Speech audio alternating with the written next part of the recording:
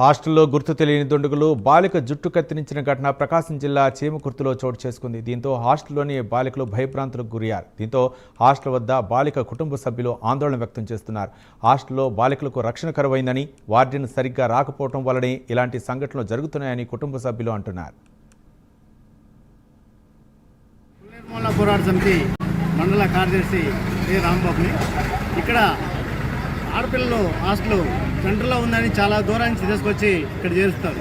అయితే ఇక్కడ ఉన్న ప్రిన్సిపల్ మేడం అయినా ఇక్కడ ఉన్న సెక్యూరిటీ అయినా వాళ్ళ నిర్లక్ష్యానికి ఆ పాపను ఎవరైనా అత్యాచారం చేస్తే ఎవరు దానికి బాధ్యులు? ఇక ఎవడు వస్తున్నాడు ఏమో తెలియకుండా కనీసం సెక్యూరిటీ లేకుండా ఇట్లా పెడితే హాస్టల్ని ఇది మరీ ప్రభుత్వం ఎంత విధంగా ఉంటే, ప్రభుత్వ అధికారులు కూడా ఎంత నిర్లక్ష్యంగా ఉంటే ఇది సీరియస్గా మేము కేన్ నుంచి ఖండిస్తున్నాము. దీనికి బాధ్యత వహించాల్సింది ప్రిన్సిపల్ మేడం అని చెప్పి మేము నిలదీస్తున్నాం.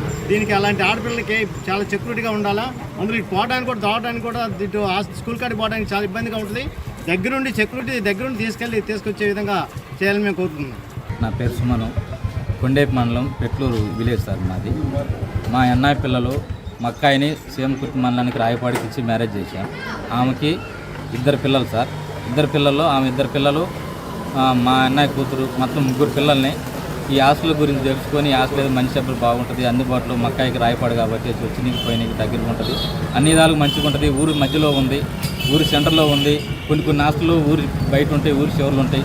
వాటి వల్ల చూస్తే రక్షణ ఉంటుందో ఏముంటుందో తెలియదు. ఇది ఊరు మధ్యలో ఉంది, జనాల మధ్యలో ఉంది, ఉండేదానికి మంచి సేఫ్టీగా ఉంటుంది, అన్ని విధాలుగా మంచిగా ఉంటుందని చెప్పేసి మా పిల్లల్ని ఇలా జాయిన్ చేసాం సార్. ఇలా జాయిన్ చేసినప్పుడు ఆయన ఏమవుతుందంటే సార్, ఈ సరైన చదువు గురించి ఏమో మాకు తెలియదు సార్. వాళ్ళ సబ్జెక్ట్ గురించి, చదువు గురించి ఎట్లా చదువు మాకు తెలియదు. కానీ ఇక్కడ విధానము, ఇక్కడ ఉండే